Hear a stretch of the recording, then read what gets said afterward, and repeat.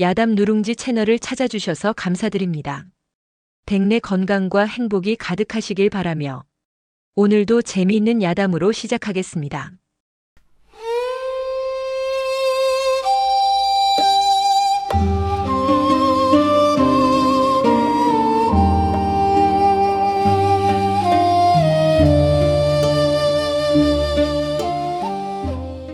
한양의 볕이 유난히도 따갑던 여름날이었습니다. 종로 저작거리는 사람과 소리로 들끓고 있었지요. 그 가운데에서도 유독 귀에 착 감기는 소리가 하나 있었으니 바로 소금장수 만덕의 것이었습니다. 소금이요 소금. 서해안 갯벌에서 막 퍼올린 천일염이요. 국에 넣으면 국물이 달고 김치를 담그면 10년을 가도 무르지 않는 흰눈 같은 소금이요. 만덕은 26살쯤 된 사내였습니다. 다부진 어깨와 검게 그을린 피부는 그가 짊어지고 다닌 세월의 무게를 보여주는 듯 했습니다. 하지만 그의 눈빛만은 장난기 가득한 소년처럼 반짝였고 목소리는 어찌나 우렁차고 맑은지 뜬구름도 길을 멈추고 귀를 기울일 정도였습니다. 한 깐깐해 보이는 주모가 소금 자루를 손가락으로 콕 찔러보며 물었습니다. 이보시오 총각. 이 소금 정말로 짜기만 한 게 아니라 달기도 한 거요? 지난번에 사간 소금은 짜기만 어찌나 짠지 국이 아니라 소금물을 마시는 줄 알았다오. 만덕이 허허 웃으며 너스레를 떨었습니다. 아이고 아주머니. 제 소금을 한번 맛보시면 다른 소금은 싱거워서 못 드실 겁니다. 이 소금으로 간을 한 나무를 맛보신 우리 옆집 할아버지는요. 10년 묵은 체증이 다 내려갔다며 덩실덩실 춤까지 추셨습니다. 주모는 못 이기는 척 피식 웃으며 소금 한 되를 샀습니다. 만덕은 그런 저작거리 사람들과 실없는 농을 섞어가며 소금을 파는 것이 하루의 낙이었습니다. 그날도 목청껏 소금을 외치며 좁은 골목길로 접어들었습니다. 볕을 피할 요량으로 들어선 골목길의 끝에는 높다란 기와 담장이 하늘을 가리고 있었습니다. 바로 좌의정 대감댁의 후원이었습니다. 한편 그 담장 안에서는 정경부인 연화가 깊은 시름에 잠겨 있었습니다. 연화는 18배 좌의정 대감과 혼인하여 이제 갓 20을 넘긴 여인이었습니다. 빼어난 미모와 고운 심성을 지녔지만 그녀의 얼굴에는 늘 그늘이 져 있었습니다. 나이차가 30살도 넘는 남편은 오로지 권세와 정사에만 관심이 있을 뿐 아리따운 아내에게는 눈길 한 번 제대로 주지 않았습니다. 아침에 무난 인사를 드리는 것이 부부가 나누는 대화의 전부였고 드넓은 저택은 그녀에게는 화려한 감옥이나 마찬가지였습니다. 연화는 오늘도 할 일 없이 후원 정자에 앉아 술을 놓고 있었습니다. 하지만 곱디 고운 비단 위에 피어나야 할 꽃은 좀처럼 제 색을 찾지 못하고 바늘을 쥔 손가락만 자꾸만 멈추어 섰습니다.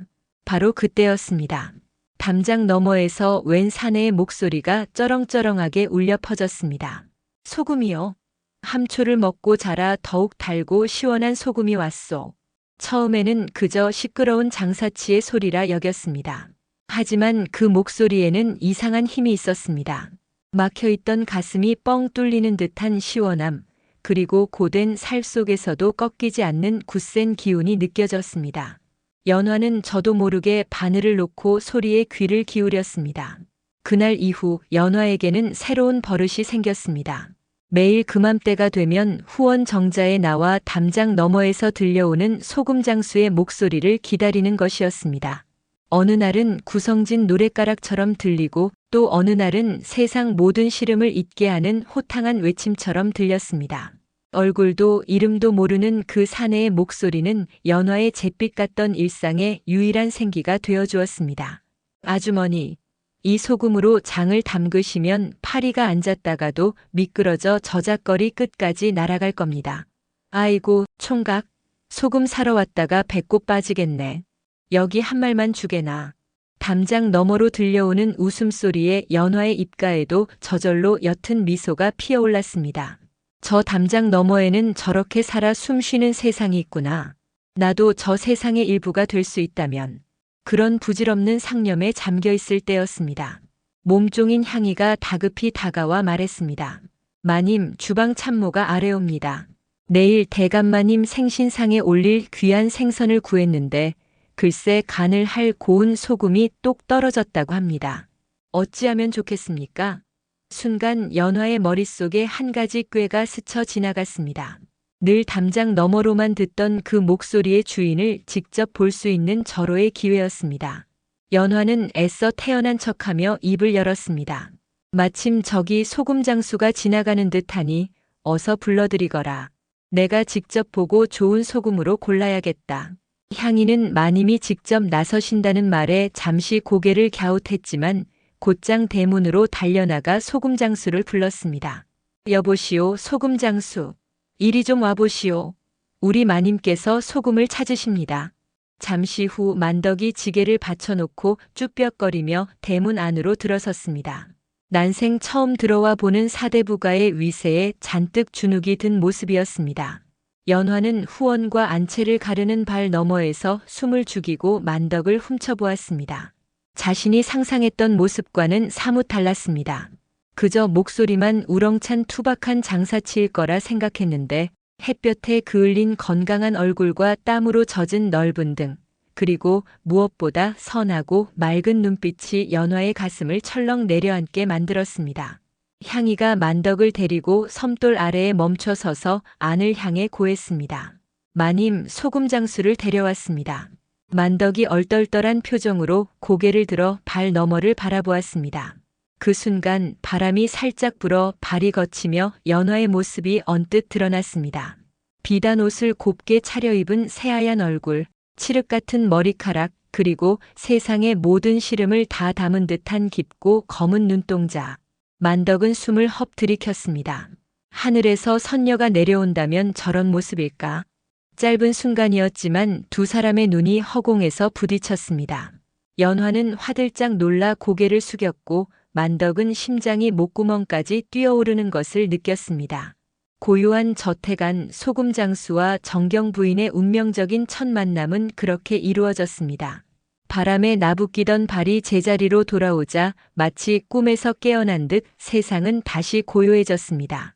연화는 제 심장이 방망이질하는 소리가 담장 너머까지 들릴까 두려워 저도 모르게 옷고름을 꽉 쥐었습니다. 발 너머에 선 사내의 거친 숨소리가 여기까지 전해지는 듯 했습니다. 잠시 어색한 침묵이 흘렀습니다. 안절부절 못하던 몸종 향이가 헛기침으로 정적을 깨며 말했습니다. 어흠, 마님께서 소금을 보시겠다고 하십니다. 그제야 정신을 차린 만덕이 황급히 지게에서 가장 깨끗해 보이는 소금 자루를 풀어 섬돌 아래에 내려놓았습니다. 그리고는 우물쭈물하며 입을 열었습니다. 아, 예, 마님. 이 소금으로 말씀드릴 것 같으면 소금 중에서도 으뜸으로 치는 자염입니다. 갯벌 흙을 가마솥에 넣고 끓여서 얻는 것이라 입자가 곱고 맛이 깊기가 이를 데 없습니다. 평소 저작거리에서 막걸리 한 사발을 걸친 듯 구성지게 풀어내던 말솜씨는 간데없고 그저 외워온 듯 딱딱한 설명뿐이었습니다. 발 너머의 선녀 같은 부인이 제 말을 듣고 있다는 생각만으로도 혀가 굳어버리는 듯 했습니다. 연화는 떨리는 목소리를 가다듬고 물었습니다. 그래요? 그럼 짜기는 많이 짭니까? 소금 장수에게 소금이 짜냐고 묻는 것은 나무꾼에게 나무가 단단하냐고 묻는 격이었습니다. 만덕은 순간 어이가 없어 피식 웃음이 나올 뻔했지만 곧바로 표정을 가다듬었습니다. 마님께서는 세상 물정을 잘 모르시는구나. 그리 짐작할 뿐이었습니다. 예, 마님. 소금인지라 짜기는 합니다만 그저 쓴맛이 나게 짠 것이 아니라 입안에 착 감기는 감칠맛이 도는 짠맛입니다. 이걸로 젖국을 담그면 비린내가 말끔히 가시고 쇠고기국에 넣으면 국물 맛이 한층 깊어질 것입니다. 연화는 사실 소금 맛이 어떤지는 아무래도 좋았습니다. 그저 그의 목소리를 조금이라도 더 가까이에서 듣고 싶었을 뿐입니다. 그가 하는 말을 한 귀로 듣고 한 귀로 흘리며 연화는 다시 한번 용기를 내었습니다. 향이야, 보아하니 소금이 참 좋아 보이는구나. 이왕 사는 김에 넉넉하게 2말을 사서 곳간에 채워두도록 해라. 예, 마님 2말씩이나요? 향이가 화들짝 놀라 되물었습니다. 그리 많이 사시면 아마 내년 김장 때까지 쓰셔도 남을 것입니다. 괜찮다. 좋은 소금은 귀한 것이니 넉넉히 두었다가 찬을 만들 때마다 아낌없이 쓰면 될 일이지. 그리고 남는 것은 그래, 추운 겨울에 고생하는 아래 것들에게 나누어 주어도 좋지 않겠느냐. 연화는 스스로도 놀랄 만큼 그럴듯한 핑계를 둘러대고 있었습니다. 향인은 마님의 단호한 어조에 더는 토를 달지 못하고 만덕에게 소금 값을 치러주었습니다. 두둑해진 전대를 받아든 만덕은 그러나 기쁜 기색 하나 없이 멍한 얼굴로 대문을 나섰습니다. 거대한 문이 등 뒤에서 쿵소리를 내며 닫히자 비로소 그는 긴 한숨을 내쉬었습니다. 좌의정 대감댁에서의 짧은 순간이 마치 하룻밤의 꿈처럼 아득하게 느껴졌습니다. 발 너머로 언뜻 보였던 부인의 흰 얼굴과 슬픔에 젖은 눈동자가 눈앞에 어른거려 발걸음을 뗄 수가 없었습니다. 저작거리로 돌아온 만덕은 평소처럼 목청을 돋우지 못하고 지게를 내려놓은 채 주막 평상에 걸터 앉았습니다. 친한 친구이자 땔감 장수인 칠복이 다가와 그의 어깨를 툭 쳤습니다. 어이 만덕이, 오늘 소금은 다 팔았는가? 뭘 그리 너 나간 사람처럼 앉아있어? 혹시 좌의정 대감댁에 소금 팔러 갔다가 호랑이라도 만났나? 만덕은 고개만 저을 뿐이었습니다. 호랑이가 아니라 선녀를 본 것 같네. 뭐? 선녀? 이놈이 대낮부터 막걸리 한 잔 걸쳤나? 별소리를 다 하는군. 칠복이 껄껄 웃으며 만덕의 옆자리에 앉았습니다. 그래, 그 선녀님이 얼마나 곱던가? 하늘에서 내려온 김에 소금이라도 한 자루 팔아드렸나? 말도 마라, 칠복아. 내 평생 그리 고운 사람은 처음 보았다. 그런데 그 눈에 어찌 그리 슬픔이 가득한지. 꼭 날개 잃은 새 같더구나. 진심이 담긴 만덕의 말에 칠복은 웃음을 거두었습니다. 제 친구가 허튼 소리를 할 위인이 아니라는 것을 잘 알기 때문입니다. 쯧쯧. 아무리 고와도 그림의 떡이지. 그런 높은 분을 마음에 담아봤자 너만 속병 드는 게야. 어서 잊어버리게. 칠복의 충고가 귀에 들어올 리 없었습니다. 만덕의 머릿속은 온통 연화의 생각으로 가득 차 그날 밤 그는 한숨도 이루지 못했습니다. 한편 연화 역시 밤이 깊도록 잠 못 들기는 마찬가지였습니다. 거울 속에 비친 제 얼굴을 보며 연화는 처음으로 자신이 어여쁘다는 사실을 의식했습니다. 하지만 이 고운 얼굴과 젊음이 다 무슨 소용인가. 높다란 담장 안에 갇혀 시들어갈 뿐인 꽃과 같은 신세인 것을. 만덕의 검게 그을린 건강한 팔뚝과 꾸밈없이 선한 눈빛이 떠올랐습니다. 그 눈빛은 연화가 지금껏 봐왔던 그 어떤 사내의 것과도 달랐습니다. 권세에 대한 욕망도 재물에 대한 탐욕도 비치지 않는 그저 맑고 고든 눈.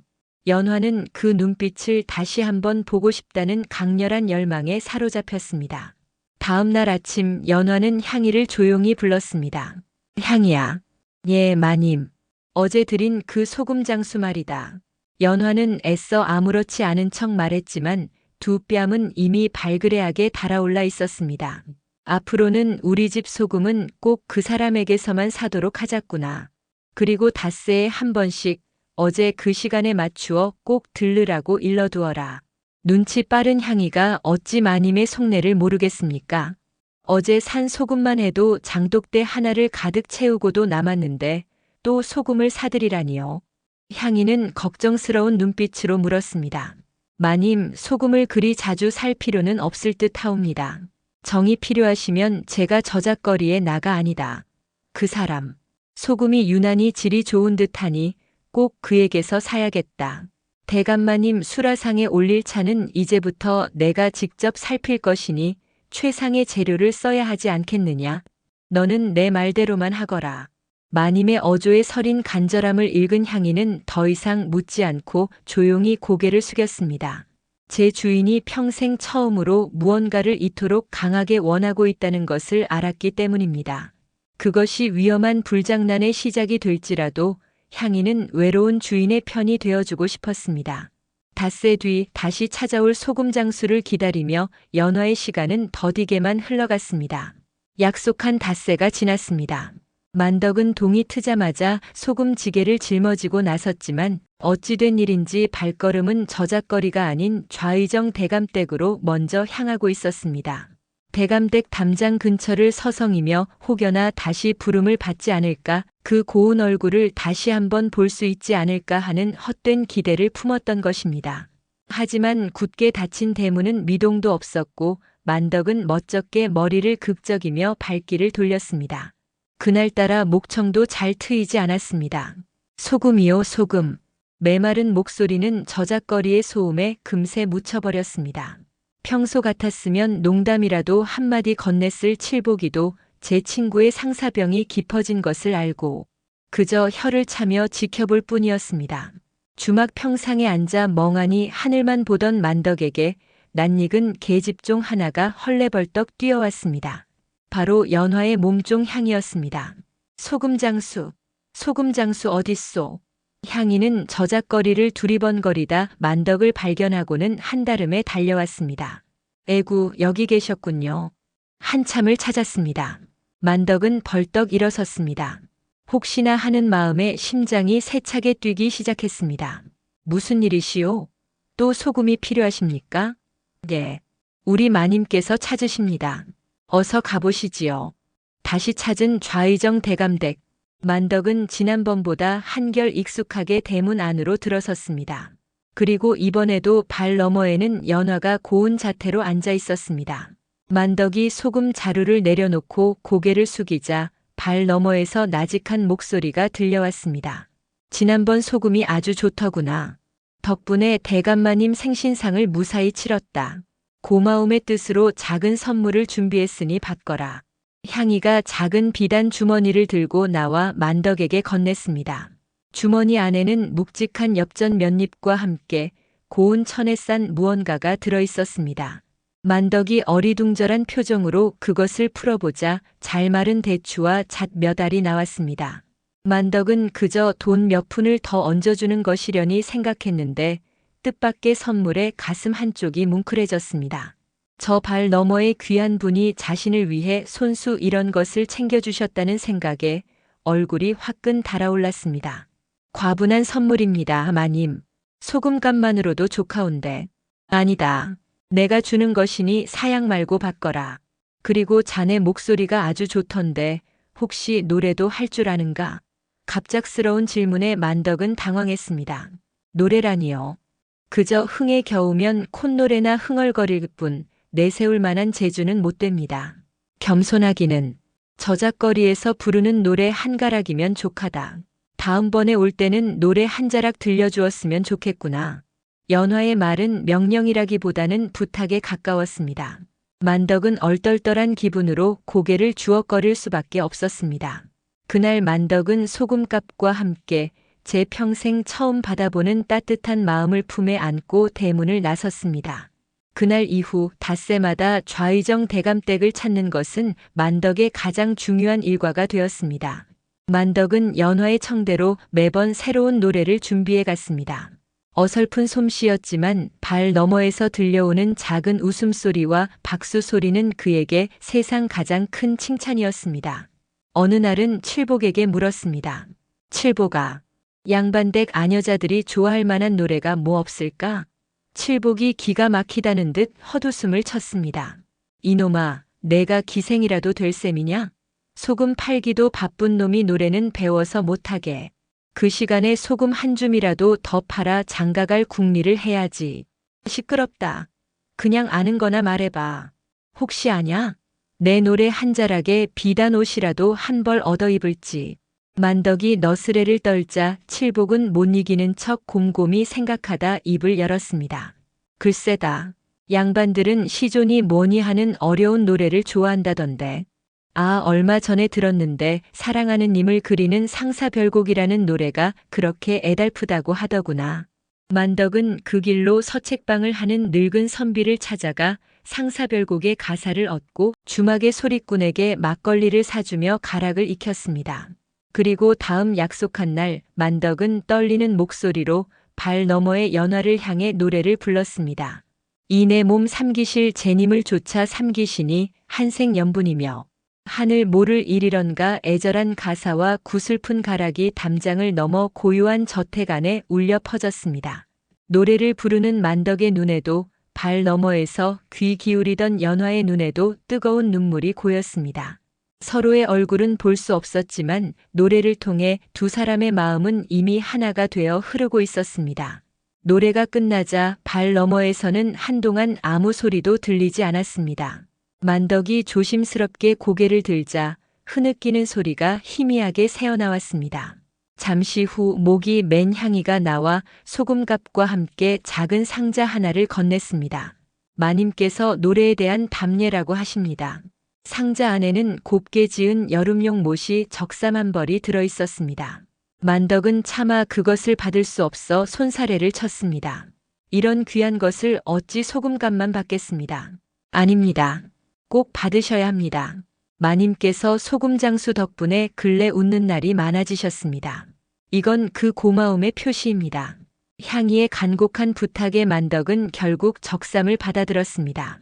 제 몸에는 어울리지도 않을 희고 고운 옷을 품에 안자 마치 연화의 체온이라도 전해지는 듯 했습니다. 그날 밤 만덕은 못이 적삼을 방에 고이 걸어두고 하염없이 바라보았습니다. 그리고 결심했습니다. 자신도 그녀에게 무언가를 선물해야겠다고. 하지만 가진 것이라고는 소금과 이 몸뚱이뿐인 처지에 무엇을 줄 수 있을까? 며칠을 고민하던 만덕의 머릿속에 기막힌 생각이 하나 떠올랐습니다. 며칠 후 만덕은 새벽같이 일어나 서해 바닷가로 향했습니다. 그리고 갯벌을 샅샅이 뒤져 아주 작고 예쁜 조개 껍데기와 색색의 조약돌들을 주워 모았습니다. 닷새가 되는 날 만덕은 소금과 함께 조심스럽게 싼 꾸러미 하나를 들고 좌이정 대감댁을 찾았습니다. 그리고 향이를 통해 연화에게 그 꾸러미를 전했습니다. 이게 무엇이냐? 연화가 꾸러미를 풀어보자 그 안에는 갯벌의 흙냄새가 묻어나는 조개 껍데기와 조약돌들이 앙증맞게 들어있었습니다. 그리고 그 옆에는 만덕이 밤새 지프로 엮어 만든 작은 새 한 마리가 놓여 있었습니다. 투박한 솜씨였지만 금방이라도 날갯짓하며 하늘로 날아오를 듯 생기가 넘쳤습니다. 연화는 지프로 만든 새를 손바닥에 올려놓고 한참을 들여다보았습니다. 그리고는 저도 모르게 소리내어 웃었습니다. 갇혀 사는 자신에게 날개를 달아주고 싶은 그의 마음이 고스란히 전해져 오는 듯 했습니다. 그 웃음소리는 담장을 넘어 만덕의 귀에도 선명하게 들렸습니다. 자신의 선물이 그녀의 마음에 닿았다는 생각에 만덕은 세상을 다 얻은 듯 기뻤습니다. 이렇게 두 사람은 발 하나를 사이에 두고 노래와 선물로 서로의 마음을 주고받으며 누구도 알아서는 안 될 위험한 사랑을 키워가고 있었습니다. 시간이 흘러 계절은 뜨거운 여름을 지나 서늘한 바람이 부는 가을로 접어들었습니다. 만덕과 연화의 만남은 닷새에 한 번씩 어김없이 이어졌고 두 사람의 마음은 만날 수 없는 그리움만큼이나 깊어져만 갔습니다. 연화의 얼굴에서는 그늘이 걷히고 웃음이 피어났으며 만덕의 소금 파는 소리는 더욱 힘차고 흥겨워졌습니다. 하지만 행복은 늘 위태로운 법입니다. 두 사람의 미묘한 변화를 눈치챈 이가 있었으니 바로 좌이정 대감이었습니다. 평소 아내에게 무심했던 그였지만 최근 들어 눈에 띄게 밝아진 아내의 모습에 의심의 싹이 트기 시작한 것입니다. 마님, 요즘 무슨 좋은 일이라도 있으시오? 얼굴에 웃음꽃이 피었구려. 어느 날 저녁 좌이정 대감이 넌지시 물었습니다. 연화는 가슴이 철렁 내려앉았지만 애써 태연한 표정을 지으며 답했습니다. 별다른 일은 없습니다, 대감. 그저 날이 선선해져 기분이 좋은 탓이겠지요. 좌이정 대감은 더는 묻지 않았지만 그의 날카로운 눈초리는 이미 연화의 주변을 샅샅이 훑고 있었습니다. 그는 집안의 나이든 집사를 몰래 불러 연화의 일거수일투족을 감시하라고 명했습니다. 며칠 후 집사는 좌이정 대감에게 놀라운 사실을 고했습니다. 대감마님, 마님께서 닷새에 한 번씩 웬 소금 장수를 댁으로 불러들이고 있습니다. 매번 발을 내린 채로 만나 소금만 사는 듯 보이나 그 시간이 잠옷 길고 때로는 노래소리까지 들려오니 아무래도 수상쩍은 점이 한두 가지가 아닙니다.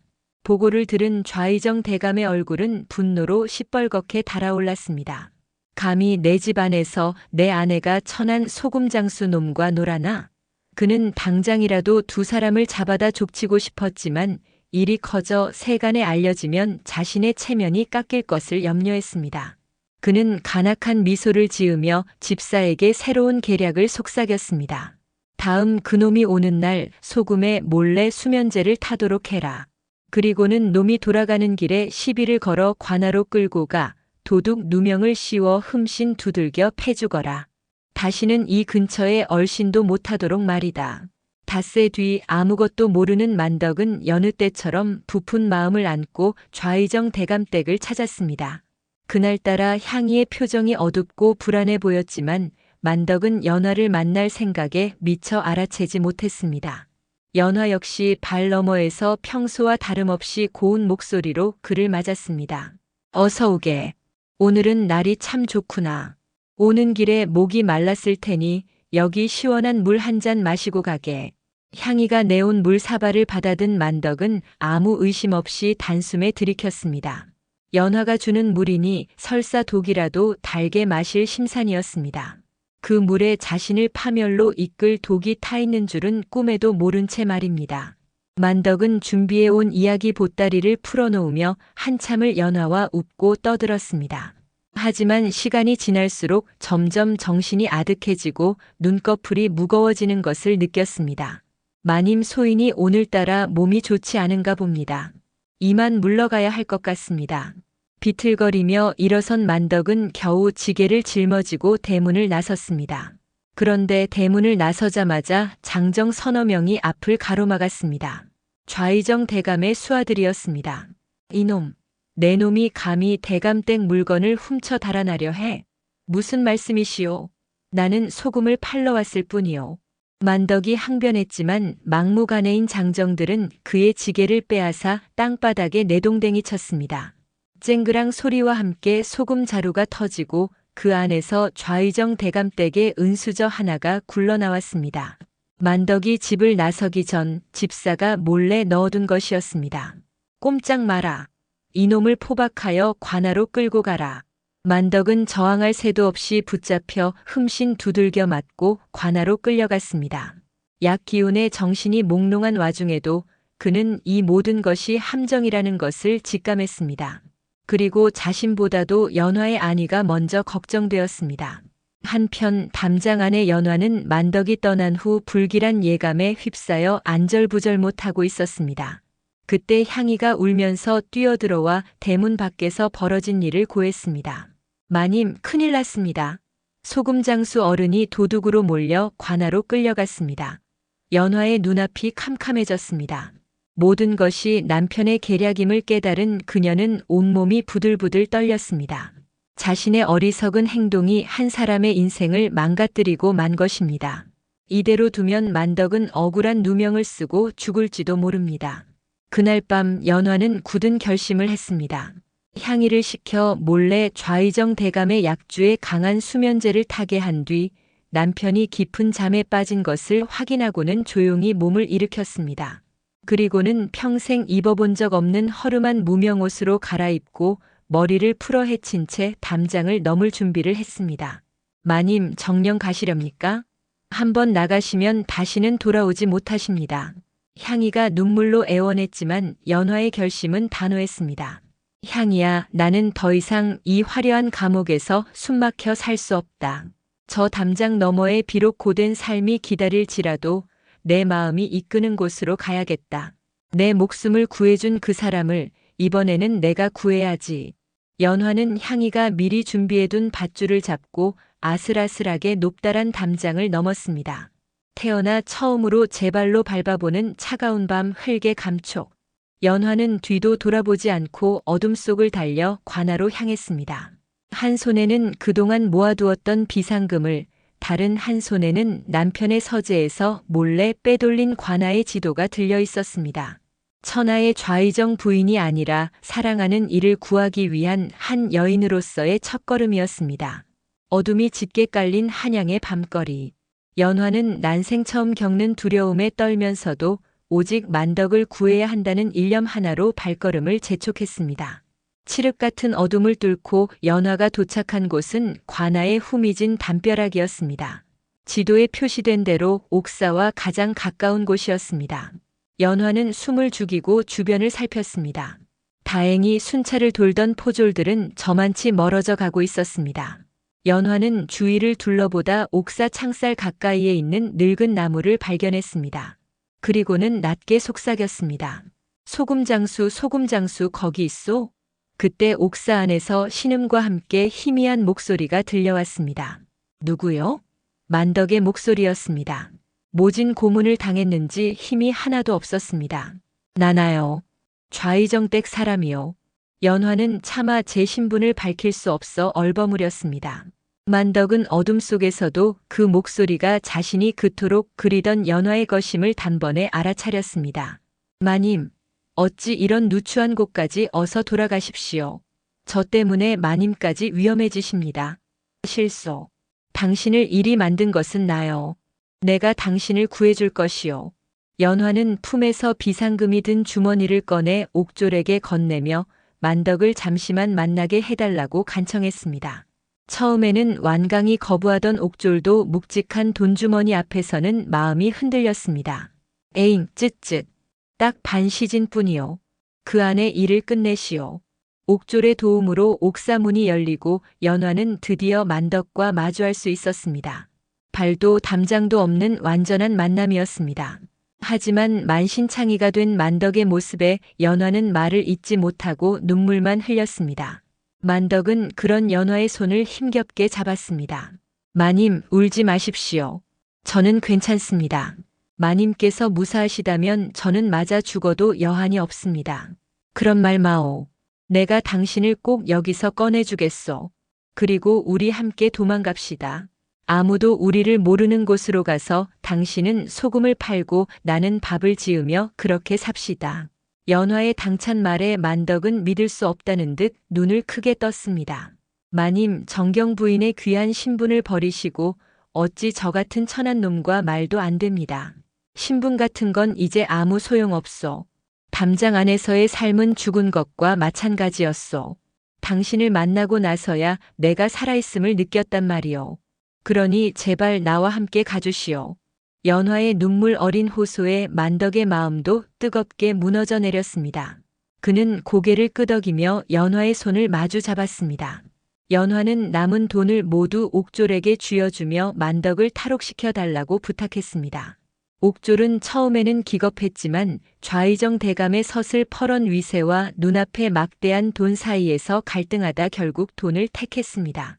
그는 만덕에게 다른 죄수의 옷을 입히고는 병든 죄수를 이감시키는 척하며 관아의 뒷문으로 빼내주었습니다. 마침내 자유의 몸이 된 만덕과 연화는 칠흑 같은 밤길을 손에 손을 잡고 달렸습니다. 동이틀 무렵 두 사람은 칠복의 오두막에 겨우 도착했습니다. 갑작스러운 두 사람의 행색에 칠복은 입을 떡 벌렸습니다. 아니, 만덕이 너, 이게 다 무슨 일이냐? 그리고 이 귀부인은 누구신데? 만덕은 자초지종을 설명할 겨를도 없이 칠복에게 애원했습니다. 칠복아, 부탁이다. 우리 좀 숨겨다오. 그리고 자네 땔감 수레에 우리를 좀 태워 한양을 벗어나게 해주게. 이 은혜는 평생 잊지 않겠네. 칠복은 잠시 망설였습니다. 좌의정 대감의 권세를 생각하면 등골이 오싹했지만 중마고우의 간절한 부탁을 외면할 수는 없었습니다. 그는 두 사람을 땔감 더미 속에 숨기고는 이른 새벽 서둘러 한양을 빠져나갔습니다. 한편 늦은 아침 잠에서 깬 좌의정 대감은 아내가 사라지고 옥에 가둔 소금장수마저 탈옥했다는 소식에 길길이 날뛰었습니다. 그는 즉시 전국에 방을 붙여 두 사람을 잡아들이라고 명했지만 칠복의 도움으로 이미 한참을 달아난 두 사람의 행방은 묘연할 뿐이었습니다. 만덕과 연화는 칠복의 수레를 타고 며칠을 달려 서해안의 한적한 어촌 마을에 다다랐습니다. 아무도 그들의 과거를 알지 못하는 곳이었습니다. 두 사람은 작은 흙집을 얻어 조촐한 살림을 시작했습니다. 만덕은 다시 소금지게를 젓고 연화는 난생 처음으로 자신의 손으로 밥을 짓고 빨래를 했습니다.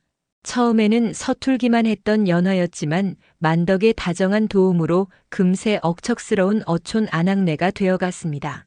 비단옷 대신 무명옷을 입고 뽀얗던 얼굴은 갯바람과 햇볕에 검게 그을렸지만 그녀의 얼굴에는 이전과 비교할 수 없는 행복한 미소가 가득했습니다.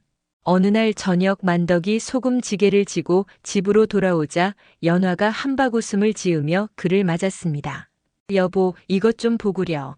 연화가 내민 것은 그녀가 갯벌에서 주운 조개 껍데기로 만든 고운 놀이개였습니다.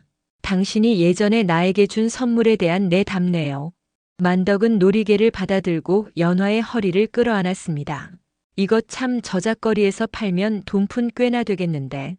우리 마누라는 못하는 게 없구먼. 어머, 누가 마누라요? 아직 혼례도 안 올렸는데. 연화가 새침하게 쏘아붙이자 만덕이 껄껄 웃으며 말했습니다. 그럼 당장 올리면 되지. 저 바다를 증인 삼고 갈매기를 하객으로 부르면 되지 않겠소. 소금장수 신랑의 바닷가 각시라 천생연분이 따로 없구려. 두 사람은 서로를 마주보며 한바탕 크게 웃었습니다. 그 웃음소리는 파도 소리에 섞여 멀리 퍼져나갔습니다. 좌의정 대감의 높다란 담장 안에서는 결코 찾을 수 없었던 진정한 행복과 자유의 웃음소리였습니다. 그 후로 두 사람은 아들, 딸 낳고 서로를 아끼고 사랑하며 오래오래 행복하게 살았다고 합니다. 만덕의 소금 파는 소리는 여전히 우렁찼고 연화의 웃음소리는 그 소금처럼 짜면서도 달콤하게 바닷가 마을에 울려 퍼졌습니다. 어쩌면 지금도 그 바닷가 어딘가에서는 소금꽃처럼 하얗고 아름다운 그들의 사랑 이야기가 파도를 타고 전해지고 있을지 모를 일입니다. 오늘 이야기 재미있으셨나요? 마음에 드셨다면 좋아요 눌러주시고 구독도 부탁드려요. 다음 이야기 꼭 보러 오세요.